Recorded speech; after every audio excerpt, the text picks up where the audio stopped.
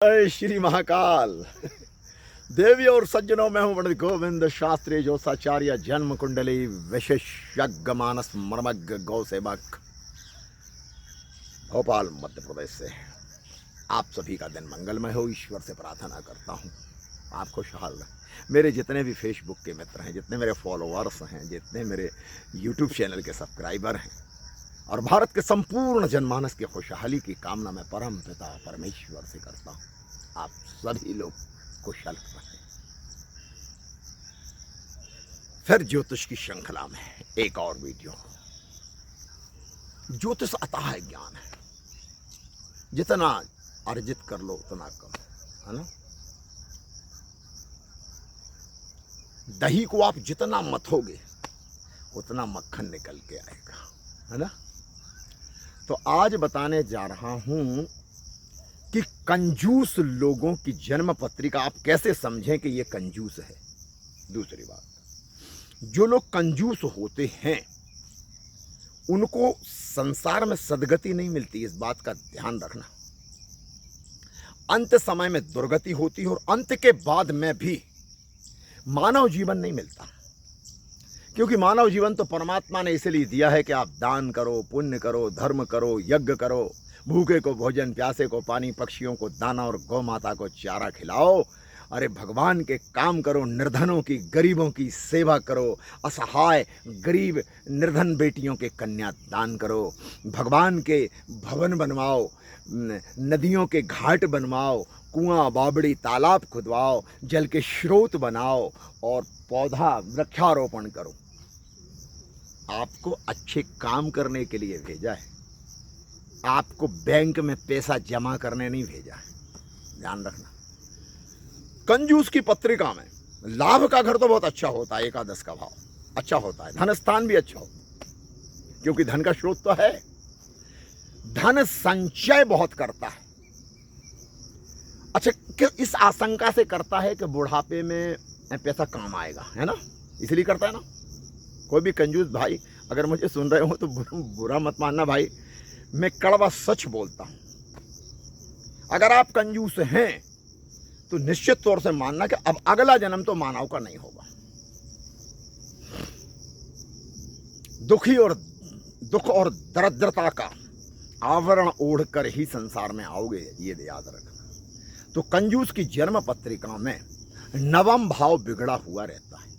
नौवें भाव का स्वामी जो है वो तो नीच का होता है, या नौवें भाव का स्वामी वक्री होता है, या नौवें भाव पर पाप ग्रहों की दृष्टि होती है। नौवें भाव का स्वामी किसी पाप ग्रह से युति बना रहा होता है, क्योंकि वो धर्म का भाव है, वहीं से व्यक्ति धर्म करता है। एक भाव वो खराब होने पर, दसम भाव भी नीच का वक्री अस्त होने पर, लग्न का स्वामी अस्त वक्री नीच का होने पर, सप्तम भाव भी अस्त वक्री नीच होने पर, पंचम नवम, इन भावों में अगर पाप ग्रहों की युति होती है तो ऐसा व्यक्ति धर्म कर्म नहीं करता।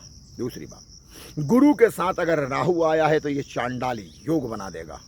ऐसा व्यक्ति नास्तिक होता है, आस्तिक नहीं होता।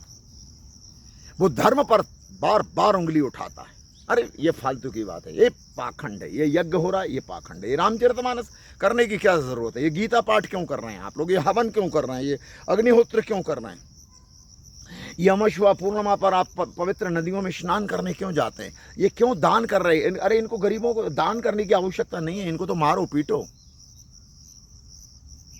भगवान की भक्ति में आस्था नहीं होती, दुष्ट प्रवृत्ति के लोग होते हैं गुरु चांडाली योग वाले, अनैतिक कार्यों को अंजाम देते हैं, धर्म पर उंगली उठाते हैं, दान पुण्य नहीं करते। ध्यान रखना, नाना प्रकार के कर्मों में संलिप्त रहते हैं, आस्था तो होती नहीं, इसलिए नास्तिक हो जाते हैं। और नास्तिक होने के कारण, कंजूस होने के कारण अगला जन्म बेहद गरीबी में होता है।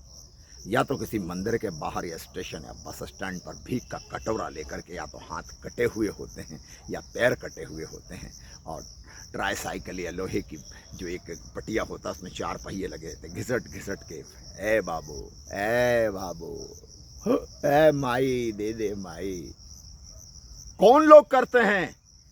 जिन्होंने कभी कोई दान नहीं किया, कोई पुण्य नहीं किया, कोई धर्म नहीं किया, भूखे को भोजन नहीं कराया, प्यासे को पानी नहीं पिलाया, पक्षियों को दाना नहीं खिलाया, गौ माता को चारा नहीं दिया, कोई यज्ञ नहीं किया, कोई भगवान के भवन नहीं बनवाए, गरीब कन्याओं के कन्यादान नहीं लिए, कोई धर्म दान पुण्य यज्ञ नहीं किया, ऐसे अधर्मी भीख मांगते हैं। आप देखना उनका जीवन नारकीय हो जाता है। इसलिए जो भी मुझे भारत से सुन रहे हैं उनसे मेरी करबद्ध प्रार्थना है, कंजूसी आज से छोड़ दो, संकल्प करके छोड़ दो कि आज के बाद कंजूसी नहीं करेंगे। आपको कितनी आवश्यकता है उतना धन अपने पास रखो जिससे आपकी दाल रोटी चल जाए। और क्या चाहिए? सोने के भवन तो बनाओगे नहीं हैं? कोई मर्सिडीज गाड़ी में घूमने की लालसा तो अब खत्म कर दो। अगर 60 से ऊपर हो गए हो तो भगवान का भजन करो और दान पुण्य करो, यज्ञ करो, अच्छा काम करो भैया।